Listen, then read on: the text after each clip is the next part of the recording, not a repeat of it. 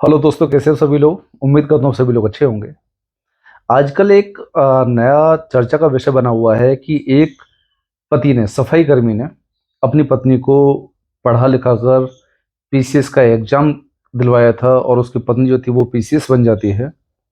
उसके बाद उसका अफेयर किसी और के साथ हो जाता है, किसी अधिकारी के साथ में, और किसी न किसी केस में वो अपने पति को ही फंसाकर उससे छुटकारा पाना चाहती है। अब इसके ऊपर बहुत सारे ना मीम बनने लगे हैं। कोई कह रहा है कि बहुत सारे जो पति हैं जो अपनी पत्नियों को पढ़ाना चाह रहे थे वो सब वापस आ गए। उन्होंने वापस बुला लिया अपनी पत्नियों को। और इसकी पता है पीछे की वजह क्या है? इसके पीछे की वजह है, ये जो सेट मैक्स पे जो हर समय सूर्यवंशम आती रहती थी ना, वो इसकी मुख्य वजह है।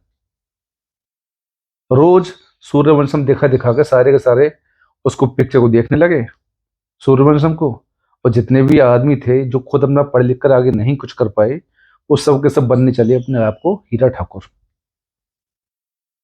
हीरा ठाकुर बनने की होड़ में उन्होंने अपनी पत्नी को पढ़ाया और अधिकारी बनाया, और आज वो उनके पतियों को, यानी कि अपनी पत्नियों को धोखा देकर आगे बढ़ रही हैं।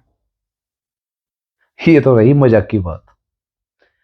इस चीज को समझने वाली बात यह है कि ऐसे बहुत सारे केस अब सामने आ रहे हैं जिसमें पति अपनी पत्नी को पढ़ाता है, उसकी नौकरी लगती है, आगे वो अपनी लाइफ में कामयाब होती है, और उसके बावजूद अपनी पति की सारी चीजों को भूलकर वो कहीं और किसी और के साथ में उसका अफेयर चलता है और वो अपने पति को धोखा दे देती है।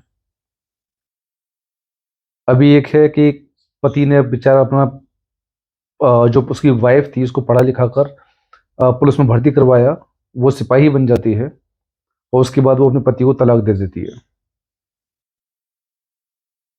ऐसे बहुत सारे केस आ रहे हैं। एक ने अपनी पत्नी को शिक्षक बना दिया, खुद अपना ज्यादा पढ़ लिख नहीं पाया, कंपनी में कहीं जॉब करता था। अब उसकी जो पत्नी आई उसको बीएड कराया, बीटीसी कराया, जो भी कराया, वो शिक्षक बन गई। अब उसने लास्ट में आकर अपने पति को छोड़ दिया। इसका मतलब ये नहीं है कि सारी की सारी जो लेडीज हैं वो खराब हैं। कुछ लेडीजों की वजह से हर लेडीज को बदनाम नहीं करना चाहिए।